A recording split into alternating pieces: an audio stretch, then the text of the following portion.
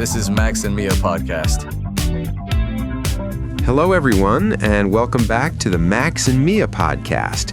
I'm Matthew. And I'm Rachel. Thanks so much for tuning in today. Just so you know, we'll be joining you for a few episodes this month while Max and Mia are away. That's right. And actually, this is our last episode of the year. You know, it feels a bit strange saying this, but hard to believe 2025 is wrapping up already. I know, right? Time really does fly.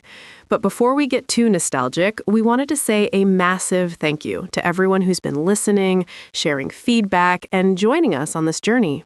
Your support means the world to us. And speaking of new beginnings, we wanted to end the year on a high note by talking about something that's probably on many of your minds right now. With 2026 just around the corner, many of you are probably thinking about your English learning goals. Maybe you've tried before and didn't quite get the results you wanted, or perhaps you're just looking for a fresh approach. Well, today we're diving into what we're calling the ultimate roadmap to mastering English in the new year. We'll break down practical strategies, bust some common myths, and hopefully give you the tools you need to actually make progress. Not just vague advice like practice more or watch movies. We're talking concrete steps you can take. So whether you're commuting, doing chores, or just relaxing, stick with us. And before we jump in, Rachel, should we... Oh, absolutely. To everyone listening, Happy New Year. Here's to 2026 being your breakthrough year with English. Cheers to that. Now, let's get into it. So let's be honest for a second. How many of us started 2024 or 2025 saying, this is the year I'll finally become fluent in English, only to find ourselves in the exact same spot 12 months later? Right? And here's the thing, it doesn't necessarily mean you failed. Maybe you didn't hit your ultimate goal, but that doesn't make the year a waste. Perhaps you're still on your journey toward fluency, and this year was just another step in that process. Right. Progress isn't always linear. But regardless of where you are right now, we want to shift the approach for 2026. And that's our main point today. This year, we're not going to study English. We're going to build a system. A system that works for you, that fits into your life, and that actually gets you results. So what are we covering today? Well, we'll talk about setting real goals, not just wishful thinking. Then we'll dive into true immersion. And no, that doesn't mean just changing your phone's language and calling it a day. We'll also explore how AI can actually help you practice and improve. And finally, we'll discuss active consumption versus passive consumption, because there's a huge difference between the two. Sound good? Let's dive in. All right. Let's kick things off with the foundation, which is all about mindset and environment. Because honestly, if you don't get these two things right, everything else becomes 10 times harder. So first up, let's talk about goals. And I mean real clear goals. Yeah, because here's the problem. Saying, I want to be fluent sounds nice, but it's incredibly vague. What does fluent even mean to you? Having a casual conversation? Understanding a movie? Writing professional emails? Vague goals lead to frustration because you never really know if you're making progress or not. So instead, we need micro goals, tangible ones. For example, instead of, I want to be fluent, try something like, I want to understand a 5-minute YouTube video without subtitles by March. Or, I want to read one short story in English every month. See the difference? Those are specific, measurable, and actually achievable. You can track them, you can celebrate them, and they keep you motivated. Now, let's move on to environment, because this is where a lot of people get it wrong. So we've all heard the advice, change your phone's language to English. And look, that's not a bad start, but let's be real. After a week or two, your brain just tunes it out. You stop noticing it. It becomes background noise. So what we're proposing instead is what we call algorithm curation. Okay, this is brilliant. Here's what you do. Create a brand new account on YouTube, TikTok, or Instagram and make it exclusively for English content. Not your main account where you follow your friends and family, but a separate one just for learning. So whenever you open that account, your entertainment is in English. You're not forcing yourself to study. You're just choosing to relax in English instead of your native language. You're switching your leisure time, not just your settings. And this actually works because the algorithm starts feeding you exactly what you want to see, but in English. You're genuinely entertained and you're learning at the same time. Oh, and speaking of building communities, this is a perfect time to mention that Max and Mia are actually working on creating an English learning community on the channel, a space where you can practice, interact, and improve your English with others. Yeah, so keep an eye out for that. It's going to be a great resource for anyone serious about improving their skills. Now let's talk about input, specifically listening and reading. And I want to emphasize the word active here, because there's a massive difference between active and passive learning. Okay, so let's start with listening. Here's a question for you. Have you ever put on a podcast in English while you're doing the dishes, driving, or folding laundry? Of course, we all have. And there's nothing wrong with that. It's great for getting used to the rhythm and sounds of English. But here's the thing. That's accompaniment, not study. Your brain is focused on the dishes, not the language. It's background noise. Now compare that to sitting down for 15 minutes with no distractions, just you and a podcast or audiobook, fully focused on understanding what's being said. That's active listening. The difference in results is night and day. When you're actively listening, you're processing the language, picking up on intonation, noticing how words connect, and actually absorbing vocabulary. So here's our recommendation. Try the pencil in hand technique. When you sit down for one of these active listening sessions, have a notebook ready and commit to writing down just 2 new words or phrases per session. Just 2, not 20, not 10, just 2. Because the goal isn't to overwhelm yourself, it's to build a habit. And those 2 words add up fast. That's 14 new words a week, 60 a month. And you're not just hearing them, you're engaging with them. You're writing them down, you're thinking about their meaning, and chances are you'll remember them much better than if you just let them fly by.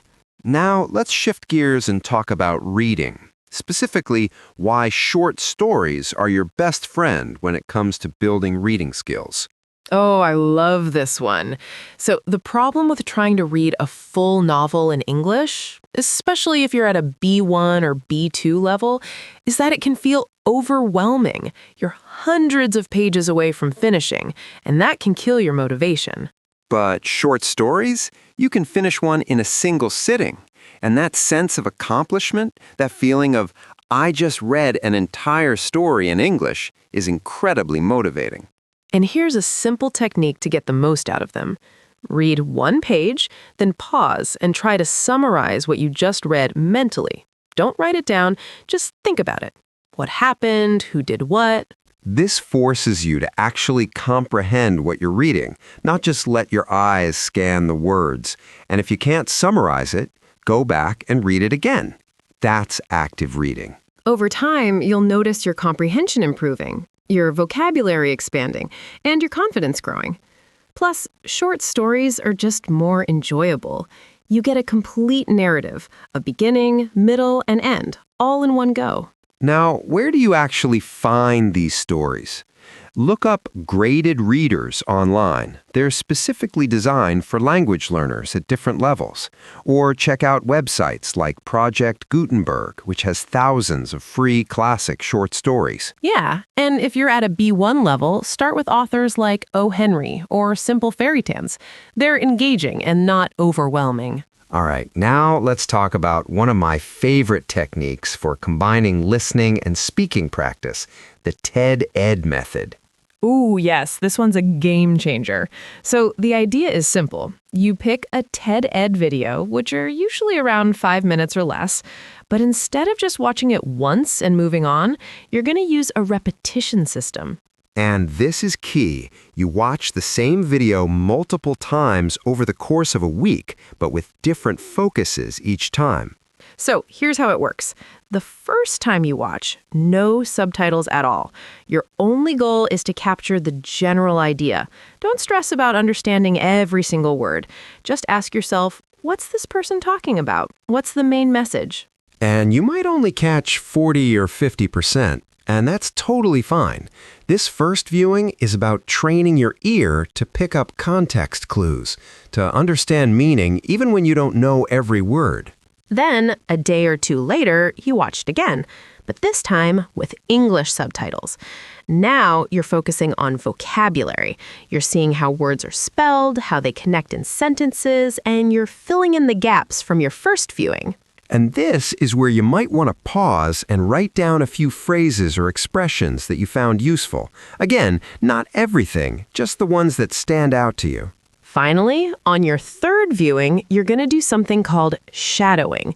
This means you play the video and you try to repeat what the speaker is saying at the same time, mimicking their pronunciation, their intonation, their rhythm. And shadowing is incredibly powerful because it trains your mouth and your brain to produce English sounds naturally. You're not just understanding the language, you're physically practicing it. By the end of this 3-step process, you've deeply engaged with that 5-minute video. You've listened, you've read, you've spoken, and you've absorbed far more than you would have if you just watched it once and moved on. The beauty of this method is that it's efficient. You're not spending hours and hours. You're just being intentional with your time. 3 viewings of one short TED Ed video can be more valuable than watching 10 different videos passively. And the best part? TED Ed videos cover such a wide range of topics, from science to history to psychology, so you can pick whatever genuinely interests you and learn English while learning something new. All right, let's move on to what might be the most exciting part for a lot of you, using technology, specifically AI, to accelerate your learning.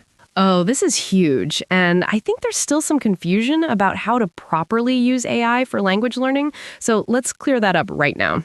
In 2026, AI isn't some futuristic concept anymore. It's here. It's accessible, and if you're not using it to learn English, you're honestly missing out on one of the best tools available. But here's the key.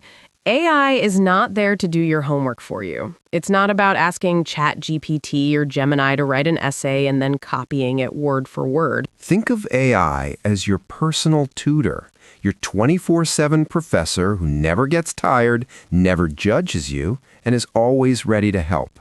That's the mindset shift we need. So let's talk specifics. First up, writing. Now, if you're learning English, one of the hardest things is knowing whether what you wrote is actually correct, right? You might have a sentence that sounds okay to you, but you're not sure if a native speaker would say it that way. Yeah, and that uncertainty can be paralyzing. So here's what you do. Write a paragraph about your day. Doesn't have to be fancy, just whatever happened. Today I woke up late, I had breakfast with my sister, and then I went to the gym. Simple stuff. And then you take that paragraph and you paste it into ChatGPT or Gemini. But here's the key. Don't just ask for corrections. Be specific. Say, rate my writing from A1 to C2 and give me 3 bullet points on how to sound more native. Oh, that's smart, because now you're not just fixing mistakes, you're actively leveling up your style. Right. The AI might say something like, your writing is around B1. To sound more natural, 1, use contractions like I'm instead of I am. Try phrasal verbs like woke up instead of awoke. And 3, add connectors like then or after that to make it flow better. And suddenly, you're not just getting a correction, you're understanding the nuance. And that understanding is what sticks with you long term. The beauty is you can do this every single day. Write 1 paragraph, get it rated and improved, learn from the feedback, and do it again tomorrow. In a month, you'll start noticing patterns, and you'll naturally start writing more like a native speaker. Now, let's talk about speaking, because this is where AI gets really, really cool. Oh, man, yes. So a lot of people struggle with speaking because they don't have anyone to practice with. Maybe they don't live in an English-speaking country, or maybe they're just too nervous to speak with a real person. And that's totally understandable. But now with AI voice modes, you can literally have a conversation with an AI as if it were a real person. So here's an example. You open ChatGPT's voice mode, or whatever AI tool you prefer, and you say, I want you to act as a barista in a coffee shop in London. I'm going to order a very specific, complicated coffee, and you respond naturally. I love that. So you're not just saying, how do I order coffee? You're actually doing it. You're role-playing the scenario. Right. And the AI will respond, like, good morning, what can I get started for you today? And then you have to think on your feet. Hi, yes, I'd like a large oat milk latte with an extra shot of espresso, but can you make it half decaf? And do you have any sugar-free vanilla syrup? See, that's the kind of real-world practice you need, because when you're actually in that coffee shop, you're not going to have time to Google Translate every word. And the AI will respond, maybe ask follow-up questions, and you're building confidence in a safe space where you can mess up and no one's judging you. The more you do this, the more natural it becomes. You can simulate all kinds of situations: job interviews, asking for directions, even just casual small talk. Now, here's another technique that I think is underrated: using AI to generate custom reading practice for pronunciation. Oh, yeah, this one's great. So you can ask the AI, create a short text at a B1 level about space exploration and include 5 phrasal verbs related to discovery. And boom, the AI generates a paragraph designed specifically for your level and your interests with the exact vocabulary you want to practice. And then you read it out loud. You can even record yourself reading it, play it back, and hear how you sound. Or better yet, you can use the AI's voice mode to read it to you first so you hear the correct pronunciation, and then you repeat it. This is basically creating your own personalized textbook on demand. You want to practice words related to cooking? Done. You want to work on business English? Done. You want to focus on phrasal verbs? Also done. And the level of customization is just incredible. It adapts to exactly what you need at any given moment. So let me just recap this because I think it's so important. AI in 2026 is your writing coach, your speaking partner, your pronunciation guide, and your content creator, all rolled into one. And the best part? It's available whenever you are. 2 in the morning and you want to practice? Go for it. On your lunch break? Perfect. Waiting for the bus? Why not? The only limit is how much you're willing to use it. And if you're serious about improving your English this year, this tool alone can make an enormous difference. Okay, so we've covered a lot today. Mindset, environment, active input, and technology. But here's the thing. Information without action is just entertainment. You can listen to this episode, nod along, think, yeah, that's good advice, and then do nothing with it. Or you can actually build a system and stick to it. So let's make this practical. We want to give you a simple weekly schedule that you can start following immediately. Now, this is just a suggestion. You can adjust it based on your own life and schedule, but the key is having some structure. Because discipline and routine are what separate people who make progress from people who stay stuck. So here's what we recommend. Mondays and Thursdays, TED Ed videos with the repetition method we talked about.